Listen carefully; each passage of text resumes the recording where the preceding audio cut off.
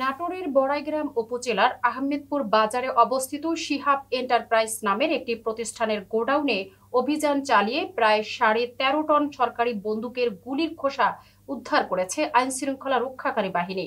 Channel এইচের Natore জেলা প্রতিনিধি মঞ্জুরুল হক সুজনের তথ্যচিত্রে থাকছে বিস্তারিত। শনিবার 25 অক্টোবর দুপুরে যৌথ বাহিনীর অভিযানে এসব গুলির খোসা উদ্ধার করা হয়।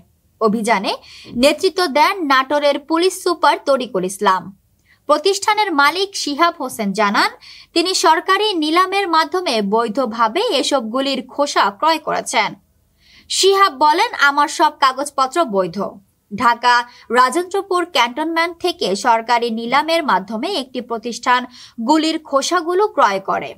আমি সেই প্রতিষ্ঠানের কাছ থেকে পুনরায় বৈধভাবে কিনেছি। এ সংক্রান্ত সব নথি সেনাবাহিনী ও স্থানীয় প্রশাসনকে দেখানো হয়েছে।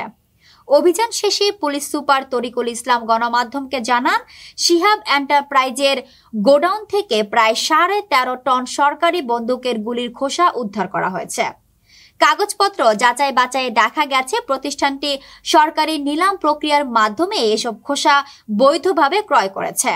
প্রাথমিকভাবে বিষয়টি সন্দেহজনক মনে হলেও তদন্তে এর বৈধতা নিশ্চিত হয়েছে। ঘটনার খবর এলাকায় ছড়িয়ে পড়লে সাময়িক চাঞ্চল্য সৃষ্টি হয়।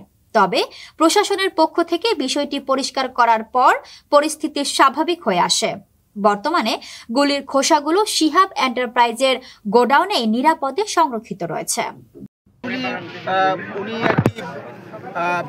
অথরিটি থেকে যেটা হলো যে রাজেন্দ্রপুর থেকে ওখান থেকে ওনারা কিনে এনেছেন, এটা ইন্ডাস্ট্রিয়াল ইউজ হয় এবং এটা আমরা একটা সংবাদ পেয়েছিলাম যে এরকম কিছু এখানে আছে।